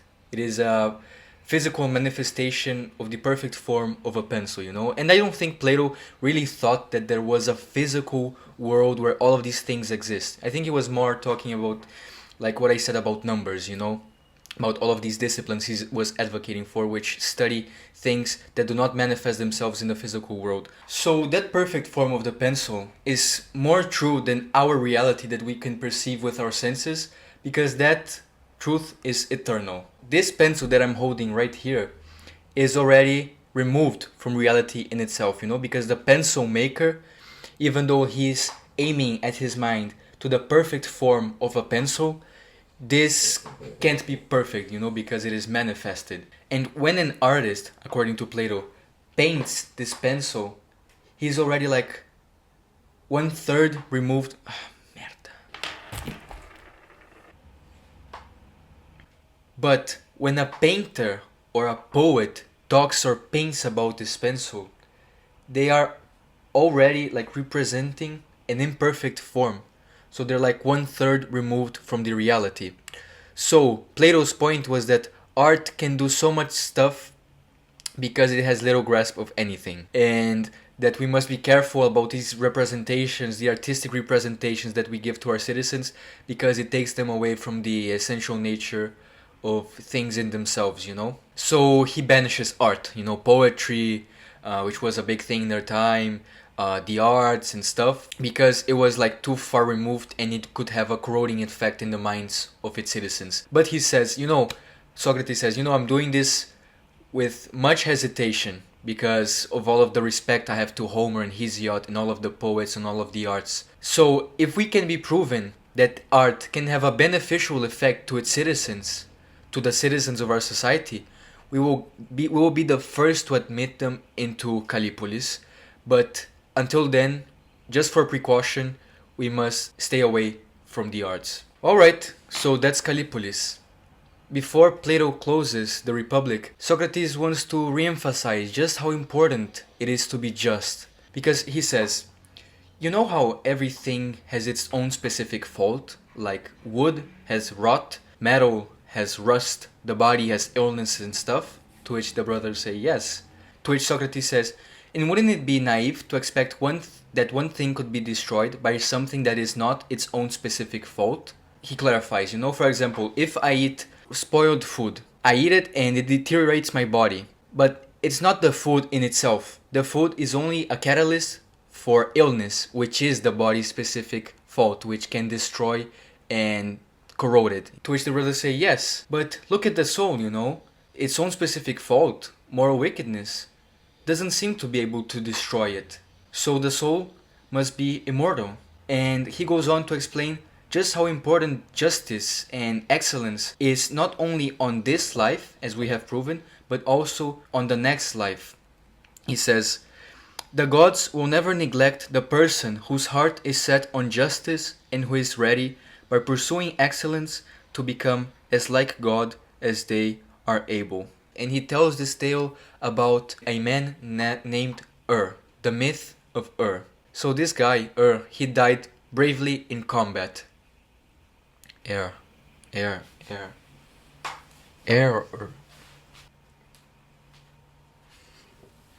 Another quick tip to help you sound more natural when speaking American English. Practice the word sure right now. Go practice. Bro, you know what? It's whatever. This guy, he died bravely in combat. But when the people took his body to do his funeral, they realized that his body wasn't decomposing until he woke up. He woke up in the middle of his grave, on top of his casket, and says, I have just been in the afterlife. And he starts describing how it is to the people around him. Soon after he had died in battle, his soul left his body and went to a very strange place where there was a line of people that had died just like him, and they had written on their backs everything that they had done. They stood before judges, and when they arrived to these judges, they were going to pay 10 times what they had committed. So if they did something wrong, they would pay 10 times the price of what they had inflicted. But if they did something good, they would be rewarded tenfold also. When judged, they would send these people to one of two sets of stairs that were beside these judges. One going to hell, to the netherworld, and another to heaven. So after these people would live 10 times what they had lived on the earth. So if a person lived to 100 years old and she was a very bad person and another one was a very good person, they would both live for 1,000 years in the respective realm. And when they come back, they would be instructed by one of the people there. Souls of a day, here you must begin another round of mortal life whose end is death. No guardian spirit will be allotted to you. You shall choose your own. And they on whom the lot falls first shall be the first to choose the life, which they then shall of necessity be theirs. Excellence knows no master. A person shall have more or less of her according to the value they set on her. The fault lies not with God, but with the soul that makes the choice. So basically, the people that had just paid their sentence needed to go back to the earth. And the order in which they would choose the lives that were presented there would be by chance, you know? So they sorted out the numbers, they gave each person a number by chance, and they said, look, even if you got the last number and you are the last one to choose the life, there still will be a life worth living in which you will be happy. And this is the point in which Socrates says that it's super important for us to have a right sense of excellence, you know, like right understanding. Because many of these lives are of famous athletes that are going to be famous, another ones of tyrants, another ones of beautiful women, you know. But we must have the right judgment, you know, because, for example, the first person that drew the number was someone that just came back from heaven. And you know what they did? They went and picked the life of a tyrant, you know, because they thought it would be the greatest life they could live on earth, you know, without realizing that the destiny of that life would be for the tyrant to eat its own children, bro. I know. And it's actually a beautiful description of the people that he saw there, because he mentions people from Greek mythology or culture, you know, like Orpheus. He chooses the life of an animal because he died in the hands of a woman. He saw other people choosing the life of a lion. He saw animals choosing the lives of people, you know, until the last person that drew the number was Odysseus, the protagonist of the Odyssey, you know. He suffered a lot. He battled in war for 10 years and then he took another 10 years to go back to his home. And you can read the entire journey he needed to go through to go back home. But all of that suffering had cured him from all of his ambitions, and he just looked for the life of an ordinary man. And when he saw it, he chose it gladly. And he said that even if he was the first one to draw the number, he would have chosen that same life. Now, after they had chosen their life, they go to a river, the forgetful river, where they drink a little bit of water and they forget what they had done in their past life, and then they would be sent to earth. At this point, after finishing the story, Socrates concludes the Republic and the myth of air by saying, "And so, my dear Glaucon, his tale was preserved from perishing, and if we remember it, may well preserve us in turn, and we shall cross the river of Lethe safely and shall not defile our souls.